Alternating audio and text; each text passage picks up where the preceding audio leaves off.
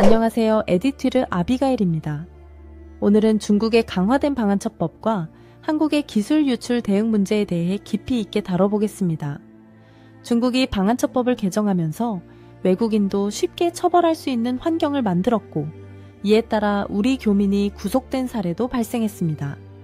반면 우리나라는 기술 유출 범죄에 대한 처벌이 약해 국가 경쟁력이 심각하게 위협받고 있습니다. 보도의 김바울 기자입니다. 네, 김바울 기자입니다. 중국은 최근 방한처법을 개정하여 적용 범위를 크게 확대했습니다. 과거에는 국가 기밀 유출만 간첩 행위로 간주했지만 이제는 국가 기밀이 아니더라도 국가 안보와 이익에 관련된 모든 정보가 포함됩니다. 기준이 모호해 중국 당국이 자의적으로 판단할 가능성이 높아졌습니다. 예를 들어 시진핑 주석을 비판하는 현수막을 찍거나 관련 자료를 검색하는 것만으로도 처벌받을 수 있습니다. 공안이 길거리에서 시민들의 휴대전화를 검사하고 내용을 삭제하라고 요구하는 사례도 발생하고 있습니다. 최근 중국 안후이성 허페이에 거주하던 50대 한국 교민이 간첩 혐의로 체포되었습니다. 구체적인 혐의가 불분명한데 5개월 동안 조사를 받으며 당뇨약조차 전달받지 못하고 있는 상황입니다. 이는 개정된 방한처법이 외국인에게도 무차별적으로 적용될 수 있음을 보여줍니다.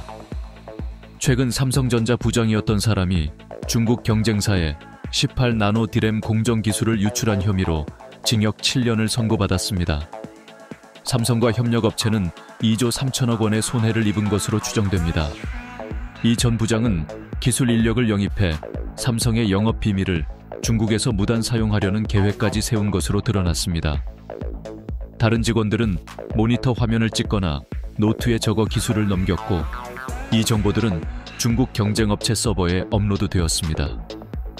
협력업체 직원까지 연루되었으며 해당 직원도 징역 2년 6개월을 선고받았습니다.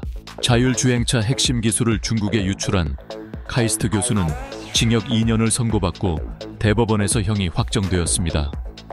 이 교수는 중국 정부의 천인 계획에 참여하며 자율주행차 핵심 기술인 라이더 관련 연구 데이터를 중국에 넘겼습니다. 연구원들만 접속할 수 있는 시스템에 중국 연구진을 초대하여 총 72건의 연구자료를 유출한 것으로 밝혀졌습니다. 그는 중국 정부로부터 33억 원을 약속받고 8억 7천만 원을 실제로 수령한 것으로 확인되었습니다. 2019년부터 2023년까지 국가정보원이 적발한 해외 기술 유출 사건은 91여 건, 이 중 70%가 중국에 넘어갔습니다. 디스플레이, 2차 전지, 자동차 등 산업 전반에서 피해를 입었으며 피해 규모는 수조 원에 달합니다.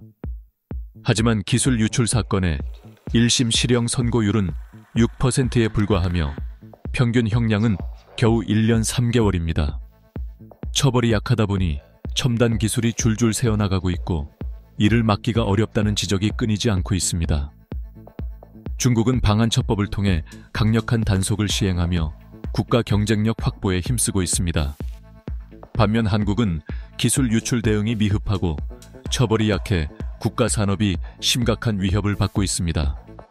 이제는 강력한 법과 정책이 필요합니다. 국가의 핵심 기술과 산업 보호를 위해 기술 유출 범죄에 대한 강력한 대응이 요구됩니다.